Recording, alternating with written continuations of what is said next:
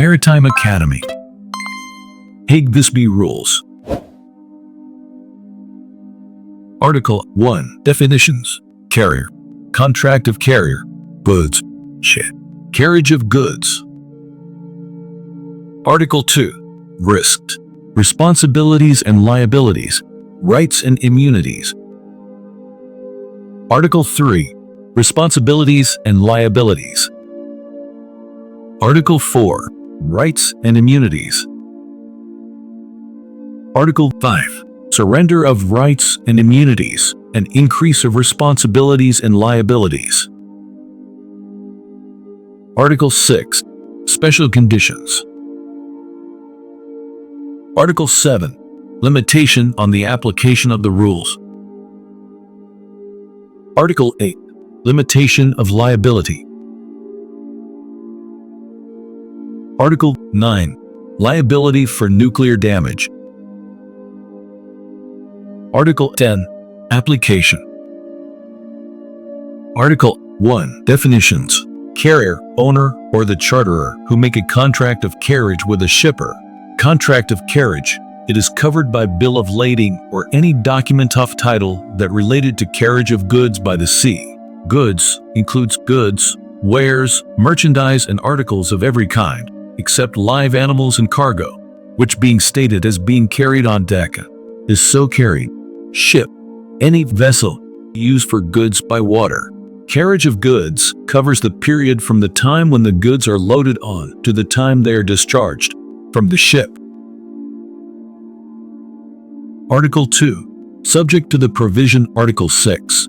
The carrier relations to the loading, handling, stowage, carriage, custody, care, and discharging shall be subject to the responsibilities and liabilities, entitled to the rights and immunities.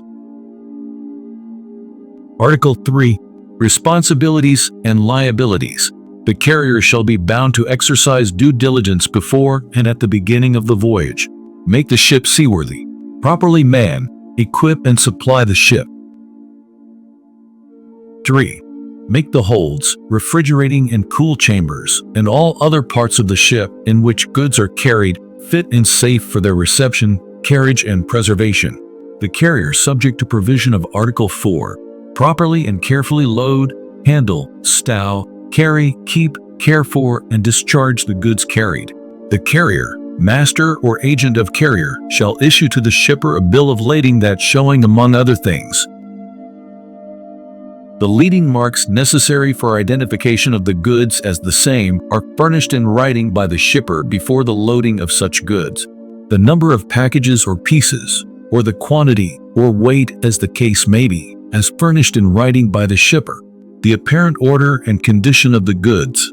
The bill of lading shall be prima facie evidence of the receipt by the carrier of the goods. The shipper shall be deemed to have guaranteed to the carrier the accuracy at time of shipment of the mark, number, quantity, and weight. 2. Indemnify the carrier against all loss, damages, and expenses arising or resulting from inaccuracies in such particulars. The person entitled to delivery should be prepare notice of loss or damage and the general nature of such loss or damage in writing to the carrier or his agent at the port of discharge before or at the time of the removal of goods on his custody. This an action for indemnity against a third person may be brought after 1 year if brought within time allowed by the law of the court seized of the case. The time allowed shall not be less than 3 months, commencing from the day when the person bringing such action for indemnity has settled the claim. The bill of lading may be a shipped bill of lading if the shipper demanded it, shall have previously any document of title to such goods, but the carrier such document of title may be noted at the port of shipment by the carrier, master, or agent with the name or name of the ship and date or date of shipment. Any clause, covenant, or agreement in a contract of carriage relieving the carrier or the ship from liability for loss or damage to or in connection with good arising from fault or failure in the duties and obligation provided in this article. Article 4. Rights and immunities. The carrier shall not be liable for loss or damage arising or resulting due from unseaworthiness, unless caused by want of due diligence on the part of carrier in accordance of paragraph 1 of Article 3. The carrier shall not be responsible for loss or damage arising or resulting from act, neglect, or default of master, mariner, pilot, or the servants of the carrier in the navigation or in the management of the ship, fire, unless caused by the actual fault or privities of the carrier. Perils, dangers, and accidents of the sea or other navigable waters, act of God, act of war, act of public enemies, arrest or restraint of princes, rulers, or people, or seizure under legal process, quarantine restrictions, act or omission of the shipper or owner of the goods, his agent or representative, strikes or lockouts or stoppage or restraint of labor from whatever cause, whether partial or general, riots and civil commotions, saving or attempting to save life or property at sea. 13. Wastage in bulk or weight, or any other loss or damage arising from inherent defect, quality, or vice of the goods, insufficiency of packing, insufficiency or inadequacy of marks, latent defect not discoverable by due diligence, any other cause arising without the actual fault and privities of the carrier, the agents or servant of carrier. The shipper shall not be responsible for loss or damage sustained by the carrier or the ship arising or resulting from any cause without the act, fault, or neglect of the shipper or his agent or servants. Any deviation in saving or attempting to save life or property at sea, or any reasonable deviation, shall not be deemed to be breach of this rules. The nature and value of goods should declared by the shipper, and inserting in bill of lading then, the carrier shall liable for any loss or damage to the goods, that for each unit 666.67 SDR, or that for each kg of gross weight 2 SDR. The total amount recoverable shall be calculated by reference of the value of the good at the place and time. The value of good shall fixed according commodity exchange price, current market price, normal value of goods of the same kind and quality. 3. When goods transporting in units, pallets, or container, the number of unit or package enumerate in the bill of lading. 4. The carrier or ship shall not be entitled to the benefit of the limitation of liability if it is proved damage resulted from an act or omission of the carrier done with intent to cause damage, recklessly, and with knowledge that damage would probably result. The declaration mentioned in subparagraph A of this paragraph, if entering in bill of lading, shall be prima facie evidence, but shall not be binding or conclusive on the carrier. By agreement between the carrier, master or agent of the carrier, and the shipper other maximum amount than those mentioned in subparagraph A of this paragraph may be fixed, provided that no maximum amount so fixed shall be less than the appropriate maximum mentioned in that subparagraph. The carrier or ship shall not responsible if the nature or value of goods has been knowingly misstated by the shipper in the bill of lading. The carrier, master, or agent of carrier shall be landed at any place or destroyed or rendered innocuous the goods of an inflammable, explosive, or dangerous nature, which the carrier didn't consented without compensation and liability. The shipper shall be liable for all damages and expenses directly or indirectly arising out of or resulting from such shipment. 2. Which the carrier consented without compensation and liability, except to general average.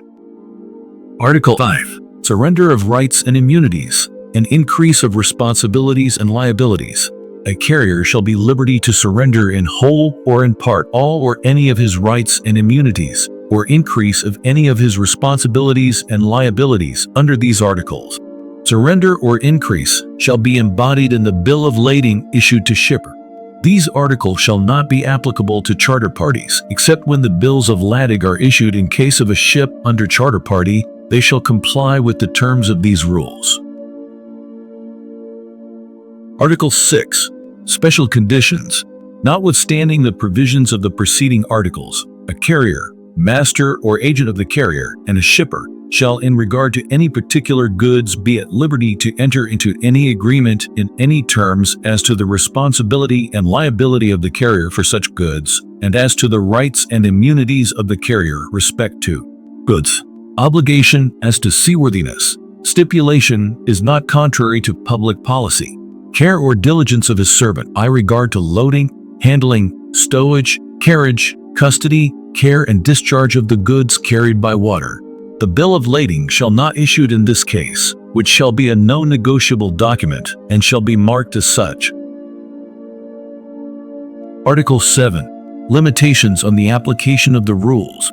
Nothing herein contained shall prevent a carrier or shipper from entering into any agreement, stipulation, condition, reservation or exemption as to the responsibility and liability of the carrier or the ship for the loss or damage to, or in connection with the custody and care and handling of goods prior to the loading on and subsequent to the discharge from the ship on which the goods are carried by water. Article 8. Limitation of liability. The provisions of these rules shall not affect the rights and obligations of the carrier under any statute for the time being in force relating to the limitation of the liability of owners of vessels. Article 9. Liability for nuclear damage. These rules shall not affect the provisions of any international convention or national law governing liability for nuclear damage. Article 10. Application. These rules shall apply to every bill of lading relating to the carriage of goods between ports in two different states if the bill of lading is issued in a contracting state, or the carriage is from a port in a contracting state, or the contract contained in or evidenced by the bill of lading provides that these rules or legislation of any state giving effect to them are to govern the contract, whatever may be the nationality of the ship, the carrier, the shipper, the consignee, or any other interested person. Maritime Academy. Hague-Visby Rules.